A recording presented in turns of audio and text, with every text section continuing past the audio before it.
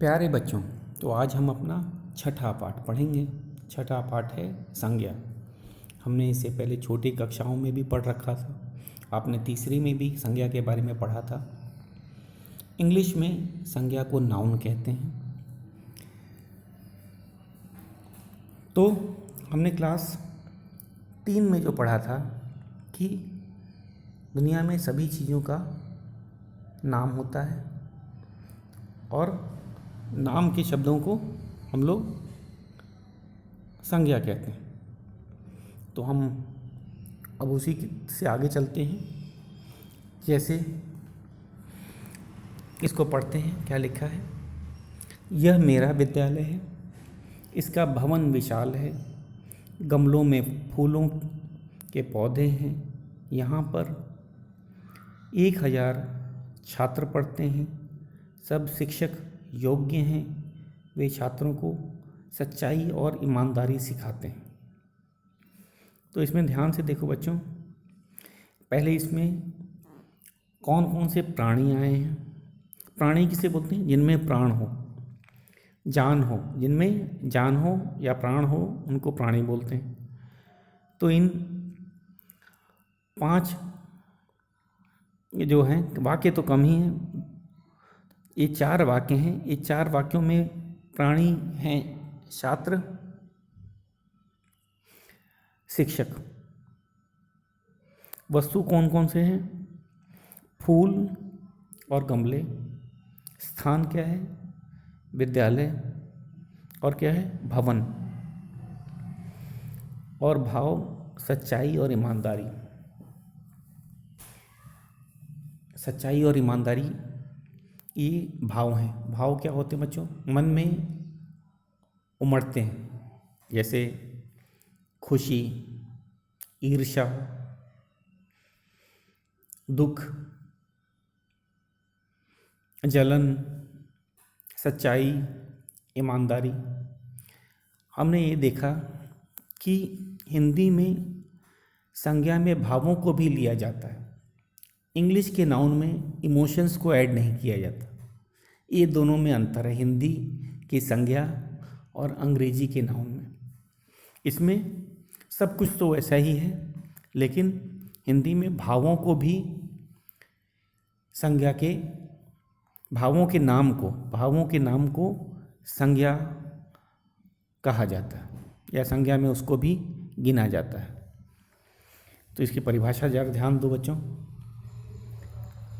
किसी व्यक्ति, वस्तु, स्थान या भाव के नाम को संज्ञा कहते हैं। तो ये हम लोगों ने क्या सीखा कि किसी व्यक्ति, वस्तु, स्थान या भाव के नाम को संज्ञा कहते हैं। ये थी परिभाषा। ये परिभाषा थी। इसका उदाहरण क्या कहेंगे? इनमें से सब में से एक एक ले लेते हैं। जैसे राम,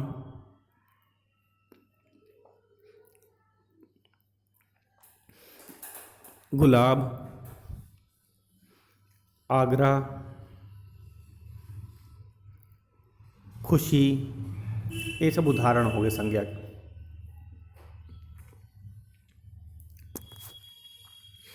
तो बच्चों, हमने क्या देखा?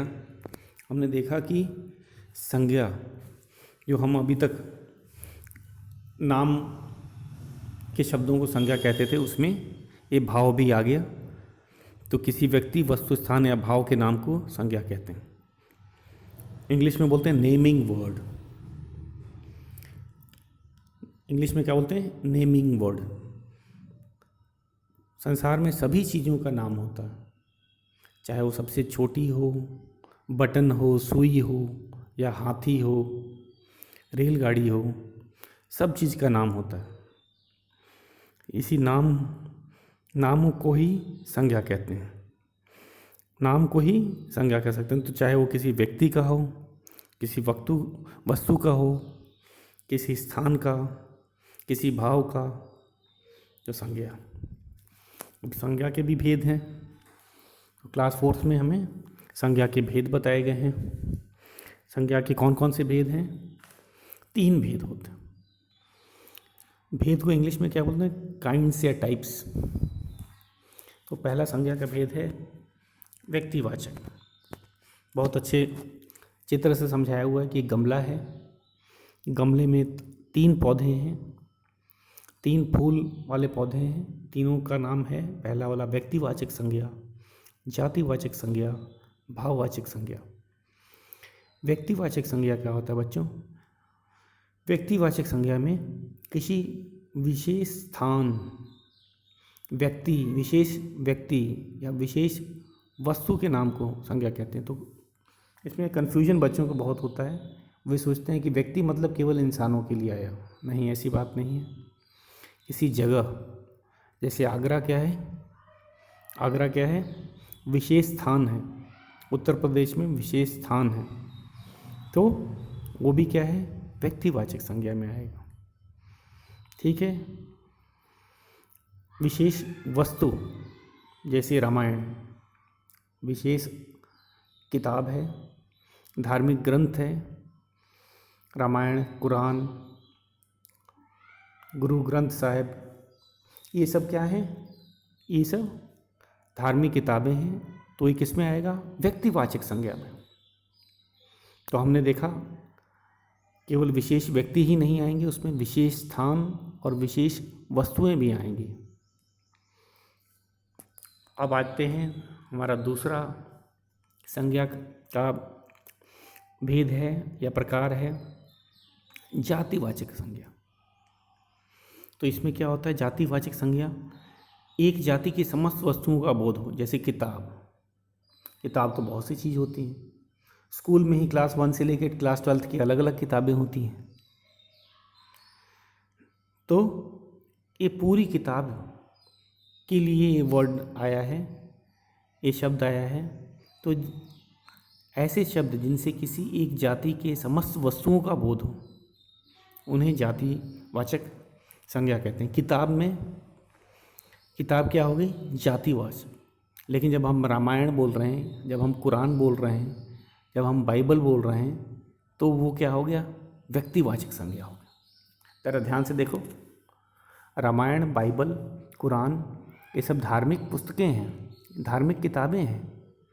तो ये व्यक्तिवाचक संज्ञा है, ये खास किताबें हैं। किसी विशेष पुस्तक की बात कर रहे हैं जब हम बाइबल बोल रहे हैं, जब हम रामायण बोल रहे हैं, गीता बोल रहे हैं, कुरान बोल रहे हैं, गुरु ग्रंथ साहिब बोल रहे हैं, तो ये विशेष पुस्तकें हैं, इसीलिए ये व्यक्तिवाचक संज्ञा में आएगा। लेकिन जब हम किताबें बोल रहे हैं तो कोई भी किताब हो सकती है। एक स्कूल में ही आपको क्लास 1 से 12 तक की अलग अलग किताबें मिल जाएंगी। लाइब्रेरी में तरह तरह के मैगज़ीन मिल जाएंगी, वहाँ तो किताबों का पूरा भंडार है। तो वो पूरी जाति के लिए आ रहा है। तो जब हम किताब बोलेंगे वो जातिवाचक संज्ञा में आएगा। लेकिन कोई खास किताब का नाम बताएंगे तो वो व्यक्तिवाचक संज्ञा आएगा। तो इससे हम लोग का क्लियर हो गया कि व्यक्तिवाचक संज्ञा क्या था, जातिवाचक संज्ञा था। जैसे घोड़ा, घोड़ा किस में आएगा बच्चों? घोड़ा आएगा जातिवाचक संज्ञा। अगर किसी खास घोड़े की बात करें, जैसे महाराणा प्रताप का घोड़ा था चेतक, उनके घोड़े का नाम था चेतक, तो चेतक आएगा व्यक्तिवाचक में। और जब हम घोड़ा बोलेंगे तो घोड़ा तो पूरी जाति के लिए आया। घोड़े तो बहुत प्रकार के होते हैं, बहुत नाम के होते हैं। लेकिन हम जब चेतक की बात कर रहे हैं तो हम कह रहे हैं कि कोई खास घोड़े की बात कर रहे हैं, जो महाराणा प्रताप का घोड़ा था। तो घोड़ा जातिवाचक संज्ञा है। लेकिन अगर हम चेतक बोल रहे हैं, चेतक व्यक्तिवाचक संज्ञा में आएगा। तो इसमें ये मत सोचना कि ये तो घोड़ा है, ये कैसे व्यक्ति में कैसे आ गया व्यक्तिवाचक संज्ञा। तो घोड़ा जातिवाचक, चेतक व्यक्तिवाचक संज्ञा। तो हमने क्या सीखा आज? कि संज्ञा के 3 भेद होते हैं, व्यक्तिवाचक, जातिवाचक, एक और हमारा छूट रहा था भाववाचक। हमने बताया था कि हिंदी में जो है वो भाव को भी संज्ञा में ही माना जाता है। हिंदी में भाव को भी संज्ञा में ही गिना जाता है। तो ये कौन कौन से थे? जैसे सुंदरता, खुशी, बचपन, ये सब अवस्था है। तो जो शब्द किसी गुण, दोष, स्वभाव या अवस्था को प्रकट करते हैं उन्हें भाववाचक संज्ञा कहते हैं। इसमें मिठास, तो ये नाम है। नाम किसके हैं? भावों के नाम हैं। सुंदरता क्या है? भाव है, उसका नाम है। तो भावों के नाम को हम लोग भाववाचक संज्ञा कहते हैं।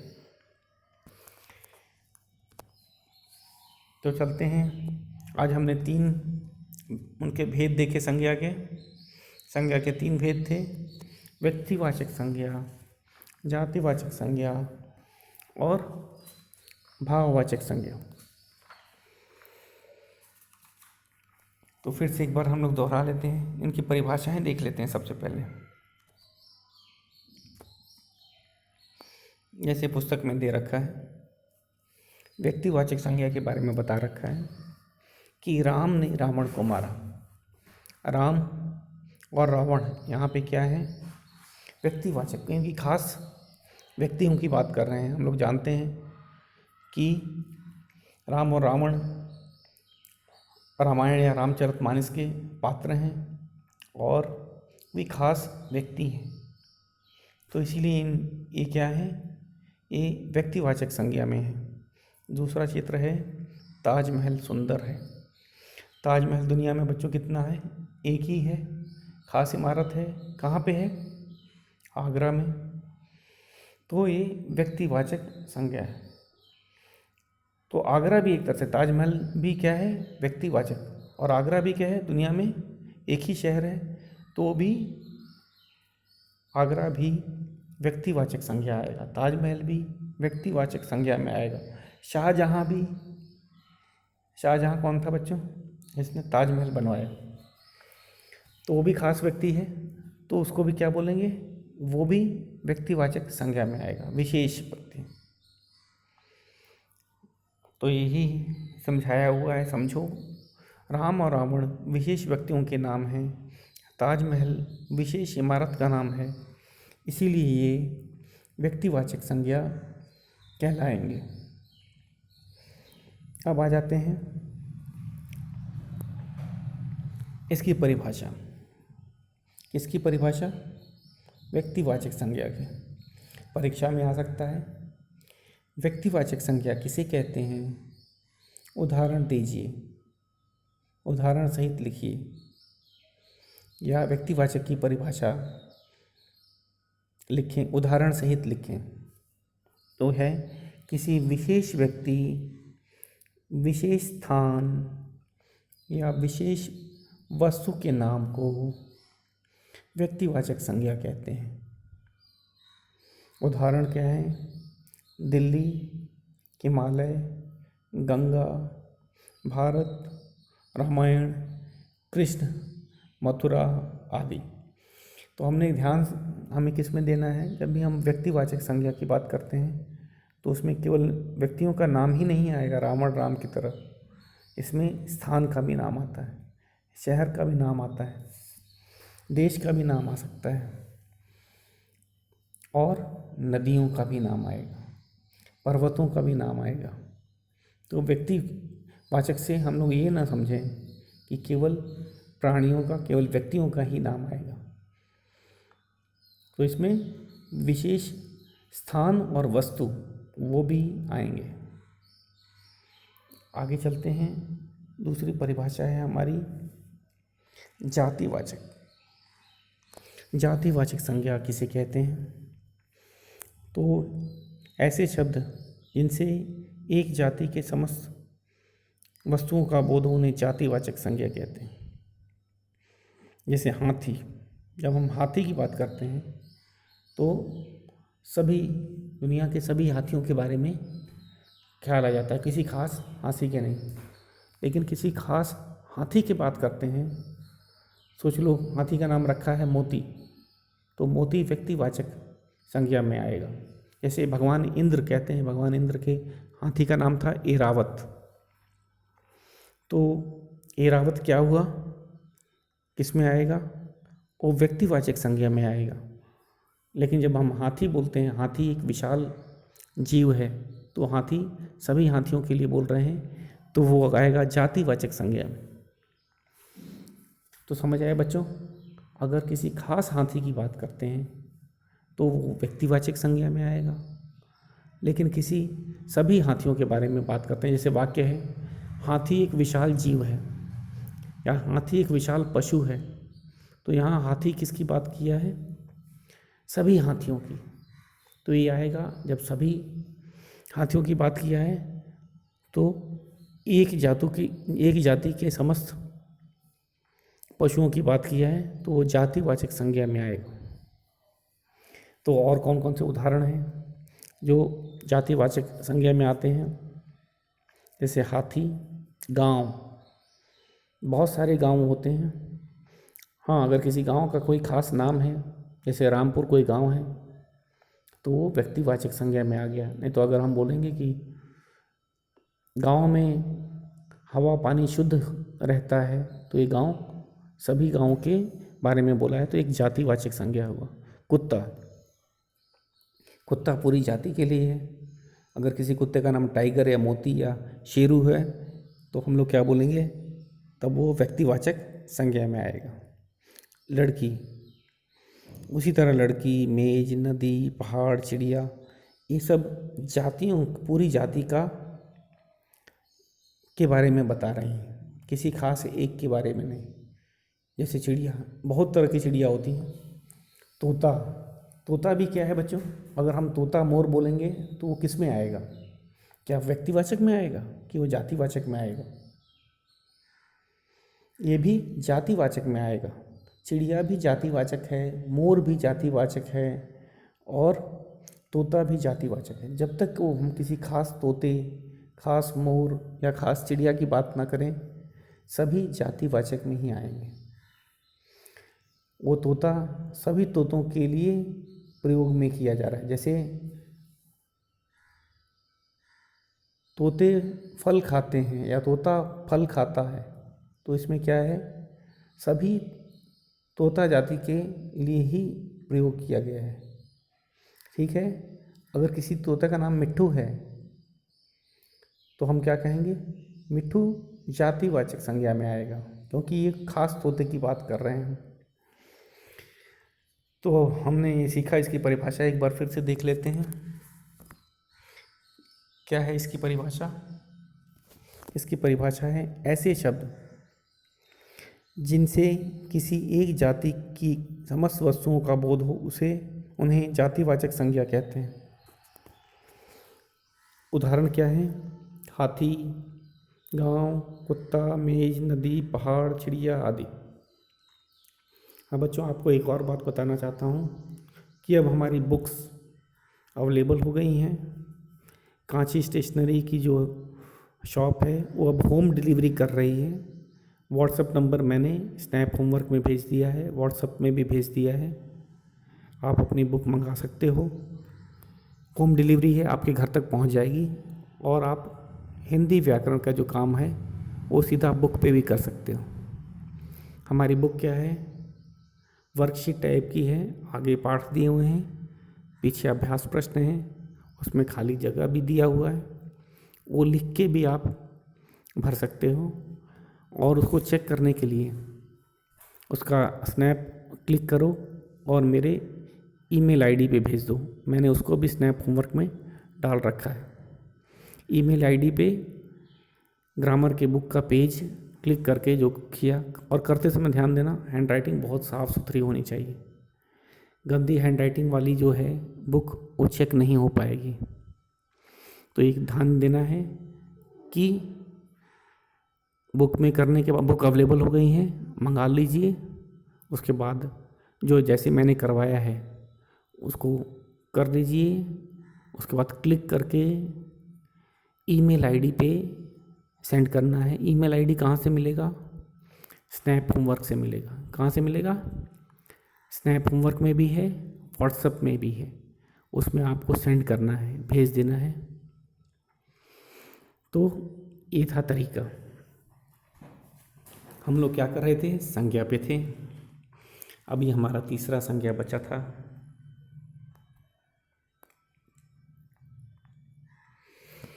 भाववाचक संज्ञा। मैंने कहा हिंदी में भावों को भी संज्ञा में गिना जाता है, लिया जाता है।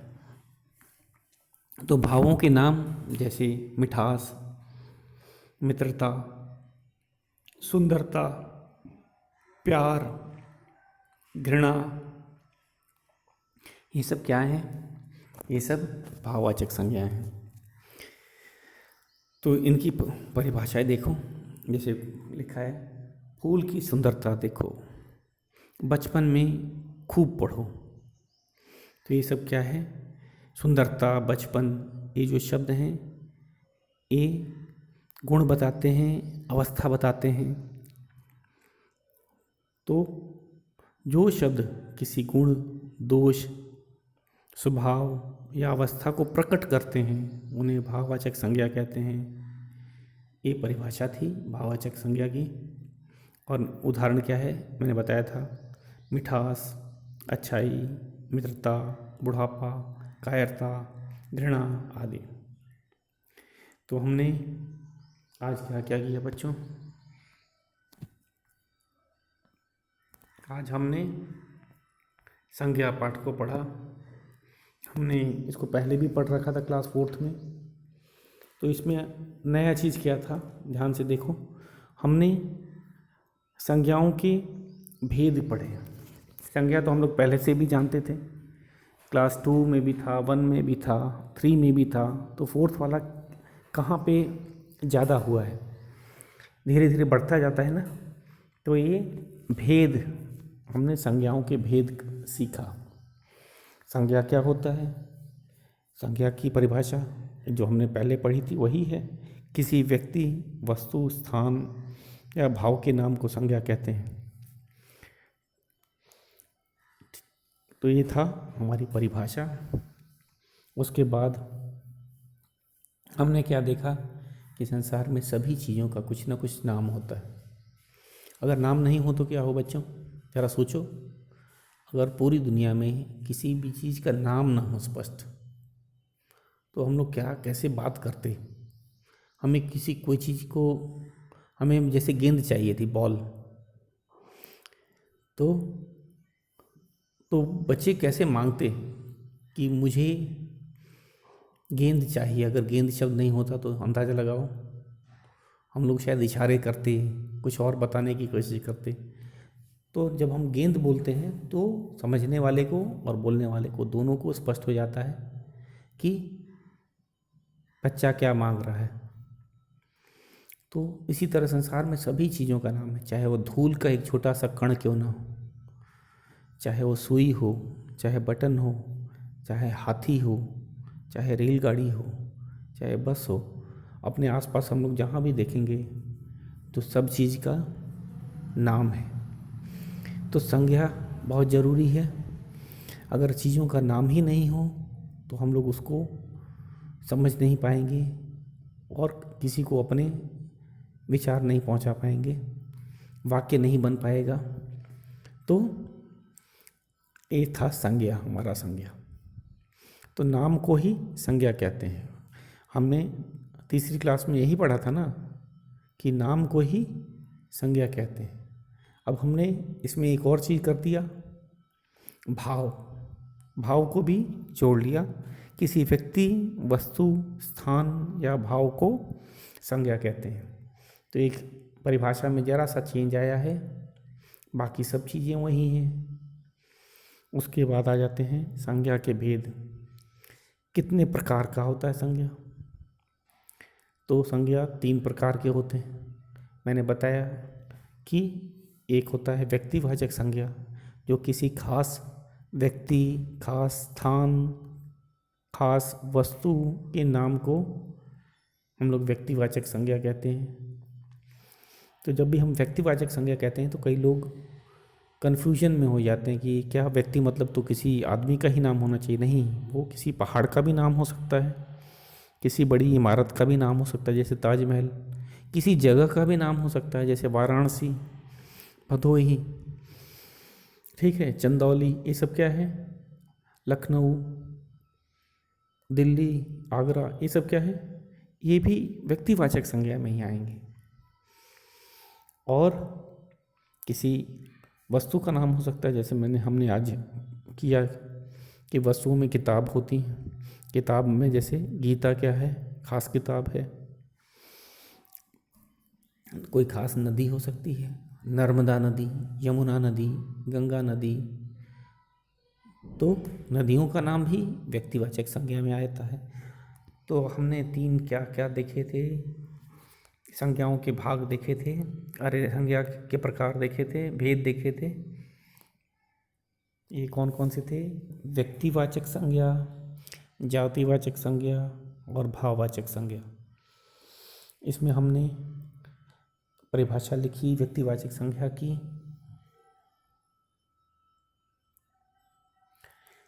किसी विशेष व्यक्ति, विशेष स्थान या विशेष वस्तु के नाम को व्यक्तिवाचक संज्ञा कहते हैं।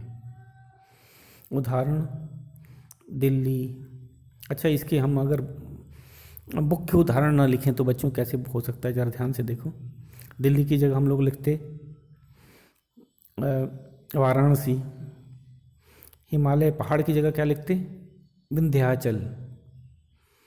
भारत देश की जगह किसी पड़ोसी देश का नाम लिख देते श्रीलंका, वो भी सही था। गंगा नदी के अलावा क्या लिख सकते थे हम लोग? ब्रह्मपुत्र, दूसरी नदी का नाम लिख सकते हैं। रामायण की जगह बाइबल लिख सकते थे। कृष्ण की जगह पे क्या लिख सकते थे बताओ? जीजस लिख सकते थे। मथुरा है, कोई दूसरा शहर का नाम लिख बताओ, जैसे बेंगलुरु। ये सब क्या आते? ये सब व्यक्तिवाचक संज्ञा के पुस्तक से हट के अलग उदाहरण थे, ठीक है ना। तो हमने एक परिभाषा देखी व्यक्तिवाचक संज्ञा की, इसको याद करना है। याद करते समय बच्चों लिख के याद करने की कोशिश करो। रटने से याद नहीं होता, या होता भी है तो वो ज़्यादा लंबे समय तक नहीं चलता। तो क्या करना है, हमें लिख के याद करना है। हमारा दूसरा प्रकार, दूसरा भेद था संज्ञा का जातिवाचक संज्ञा। हमारा दूसरा भेद क्या था बच्चों? जातिवाचक। इसको भी याद करते हैं। ऐसे शब्द जिनके किसी एक जाति की समस्त वस्तुओं का बोध हो उन्हें जातिवाचक संज्ञा कहते हैं। ऐसे शब्द जिनसे किसी एक जाति की समस्त वस्तुओं का बोध हो, जैसे मैंने बताया था हाथी, कुत्ता। उसी तरह अब पुस्तक से अलग जरा उदाहरण देते हैं हम लोग। हाथी की जगह क्या लिखते हैं? शेर। गांव की जगह लिखते हैं नगर। कुत्ता की जगह क्या लिखते हैं? लोमड़ी। लड़की की जगह लिखते हैं अलग उदाहरण लड़का, या व्यक्ति या पुरुष, आदमी, औरत। मेज की जगह कुर्सी। नदी की जगह समुद्र का नाम लिखते हैं समुद्र। पहाड़, पहाड़ की जगह मैदान। चिड़िया की जगह कोई और जीव जंतु, जैसे मैंने बताया कि मोर, तोता, वो भी जातिवाचक संज्ञा में ही आएंगे। तो अपने आप उदाहरण बनाना भी आना चाहिए हमें। केवल जो ग्रामर की पुस्तक से उदाहरण तक बच्चे रट लेते हैं, तो ये लिख के याद करोगे तो ये बहुत लंबे समय तक याद रहेगा। हम अपने तीसरे वाले पे चलते हैं। तीसरा है भाववाचक संज्ञा। भाववाचक संज्ञा किसके बारे में बताता है? जो शब्द किसी गुण, दोष, स्वभाव या अवस्था को प्रकट करते हैं उन्हें भाववाचक संज्ञा कहते हैं। तो इससे हमें क्या पता चलता है? किसी की गुण, दोष, स्वभाव, अवस्था को। उदाहरण क्या है? जैसे मिठास। इसके अलावा क्या हम लोग उदाहरण बना सकते हैं? जलन, प्यार, मित्रता की जगह दुश्मनी, बुढ़ापा की जगह बचपना, कायरता की जगह वीरता। तो ये सब भाव हैं। हम भाववाचक संज्ञा में नए उदाहरण भी लिख सकते हैं। तो कल से हम बच्चों इसका अभ्यास प्रश्न करेंगे। तो आज के लिए इतना ही। धन्यवाद।